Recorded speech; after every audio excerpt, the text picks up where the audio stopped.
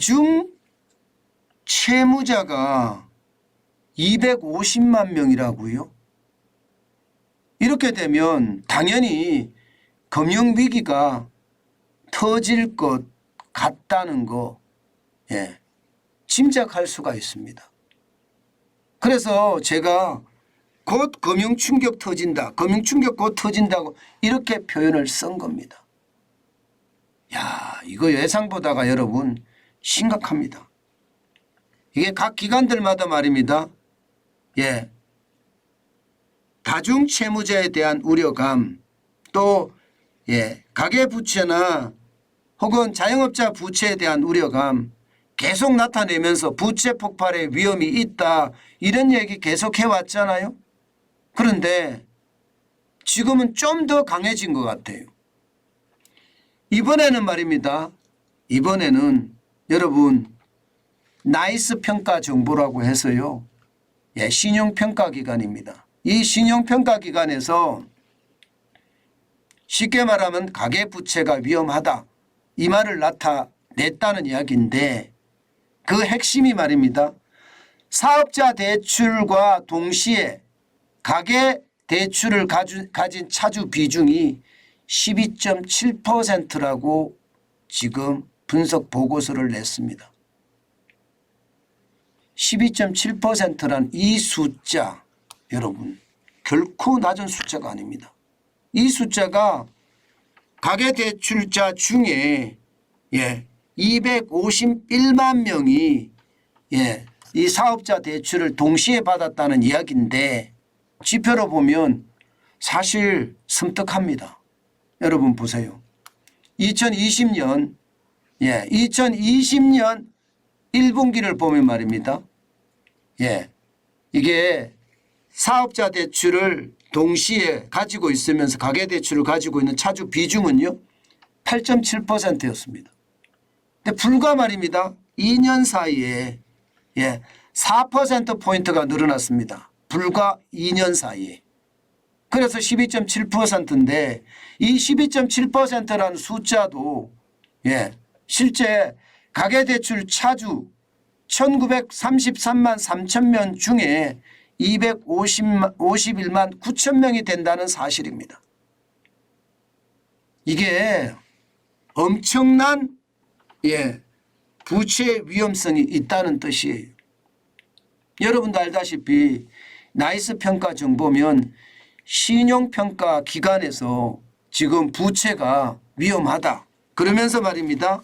이게 결국은 금융 전이로 되지 않겠느냐, 이런 예상까지 하고 있다는 사실은 굉장히 충격적이라는 겁니다.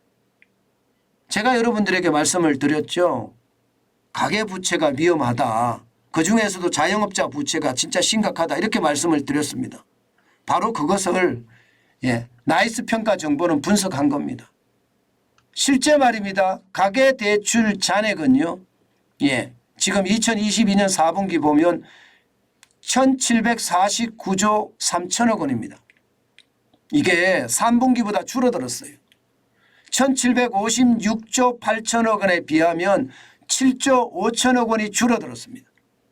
그래서 시장에서는요. 디레버리징이 시작이 됐다. 이제 부채 축소가 시작이 됐다. 사람들이 벌어서 빚을 갚기 시작했다. 이렇게 해석을 했단 말입니다. 그런데 나이스 신용평가기관은 지금 이 해석이 잘못됐다는 거, 잘못됐다. 왜 잘못됐느냐? 아니 가계대출을 안 해주니까 사업자 대출로 늘어났다는 겁니다. 사업자 대출로. 실제 자영업자 대출은 보면 여러분 지금 1분기와 2분기 사이에는 5조가 넘게 늘어났잖아요. 1019조 8천억 원. 5조 가까이 늘어났죠. 5조. 지금 말입니다.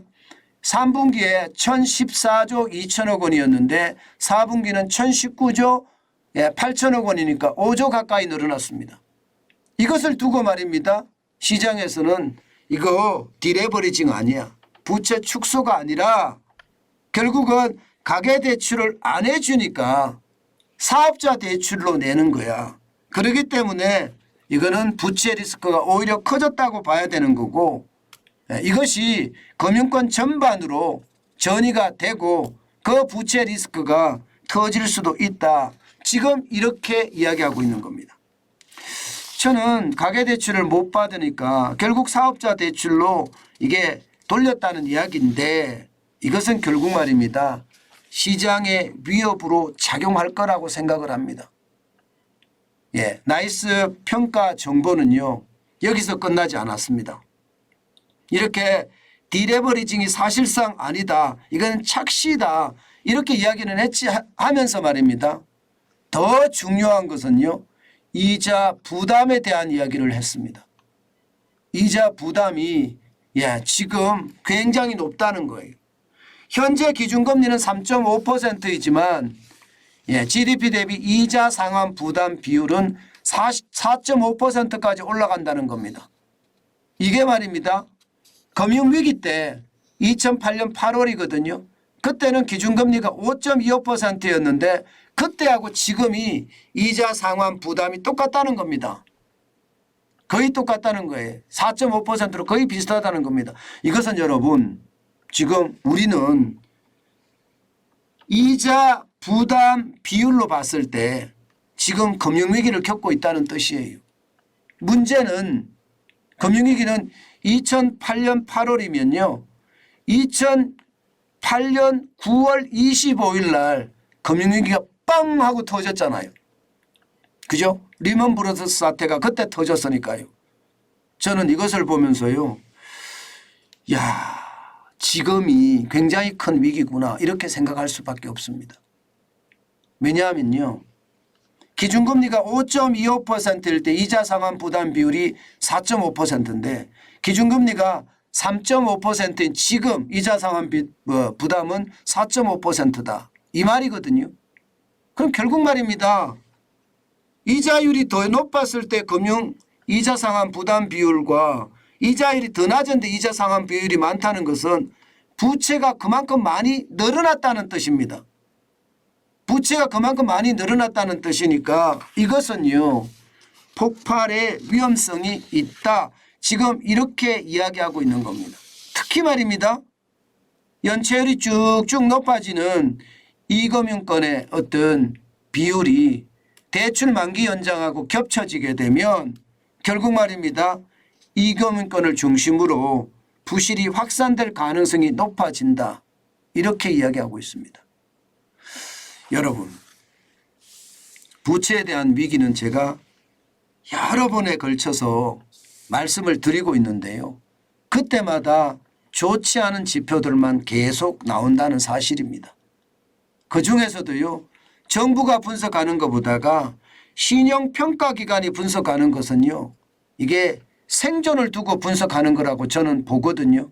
그런 차원에서 보면 지금의 부채 폭발의 위기는요. 글로벌 금융 위기하고 맞먹는다. 버금간다. 이렇게 이야기할 수 있다는 겁니다. 여러분 참 상황이 그렇게 녹록하지는 않은 것 같습니다. 그만큼 부채 폭발에 대한 위기는 점점 고조되고 있는 것이 사실이다. 저는 이렇게 분석해 보겠습니다.